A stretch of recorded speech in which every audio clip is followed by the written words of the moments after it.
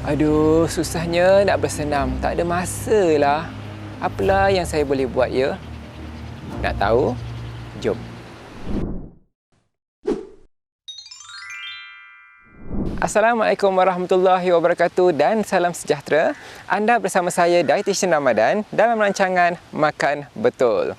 Untuk episod kali ini, saya akan berkongsi dengan anda tentang cabaran-cabaran untuk kita meningkatkan senaman dan juga aktiviti fizikal serta apakah yang boleh kita lakukan untuk mengatasi cabaran-cabaran ini.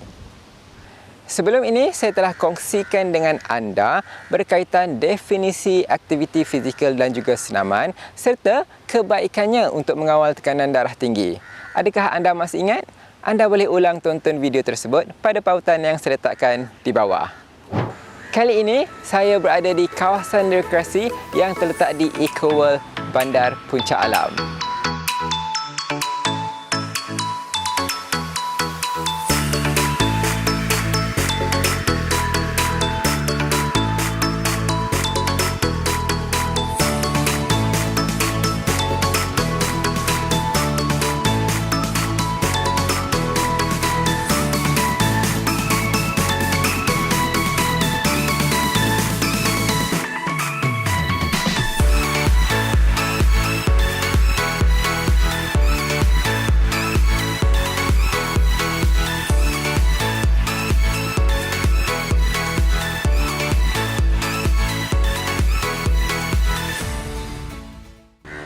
Walaupun kebanyakan kita tahu tentang kebaikan senaman dan juga aktiviti fizikal, tetapi berdasarkan laporan World Health Organization ataupun WHO pada tahun 2018 menunjukkan 1 daripada 4 orang dewasa adalah tidak aktif.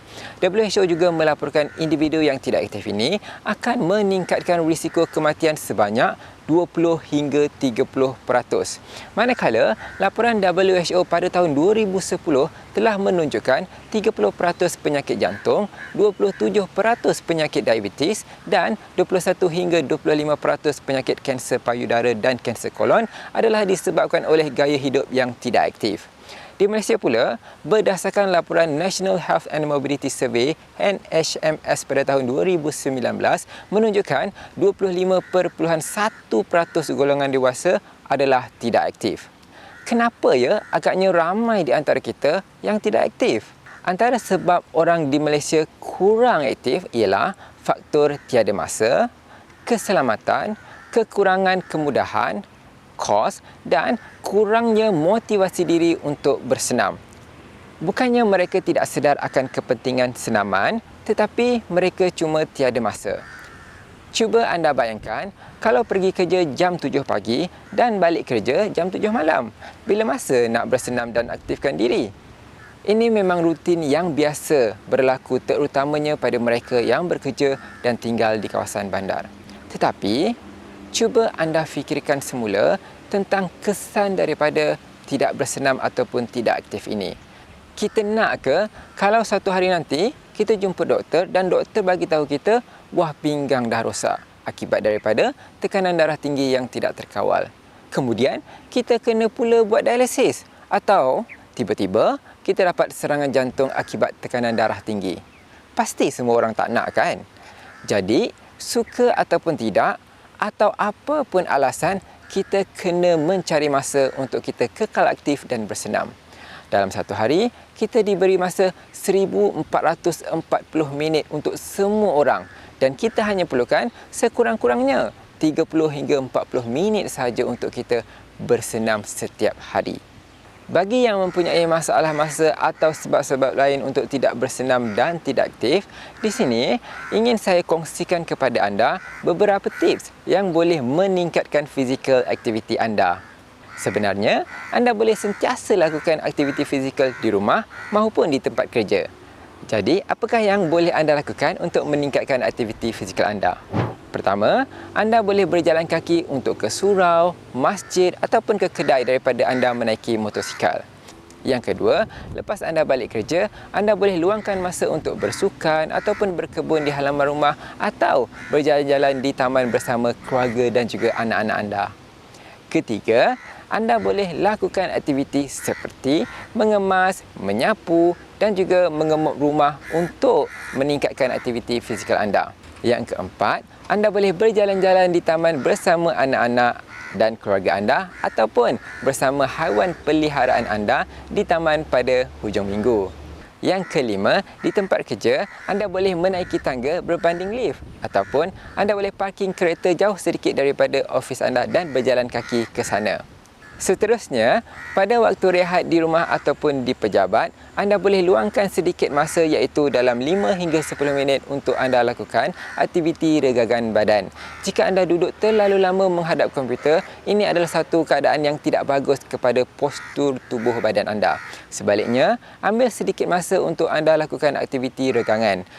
Anda boleh tonton video yang saya kongsikan di dalam modul ini untuk melihat apakah aktiviti regangan yang anda boleh lakukan. Yang ketujuh, jika tempat kerja anda menyediakan kemudahan gym, anda boleh gunakan kemudahan tersebut sebelum anda pulang dari kerja. Anda boleh bersenam 30 minit dalam gym tersebut.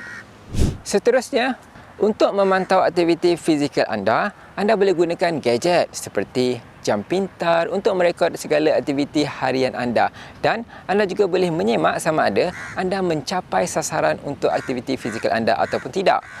Contohnya, sekiranya anda mensasarkan untuk berjalan 10,000 langkah sehari, anda boleh pastikan sasaran anda tercapai dengan sentiasa memantau melalui jam pintar anda. Bagi anda yang baru bermula ingin bersenam, mulakan aktiviti dengan intensiti sederhana dalam masa 30 hingga 60 minit. Ikut kemampuan badan anda sendiri.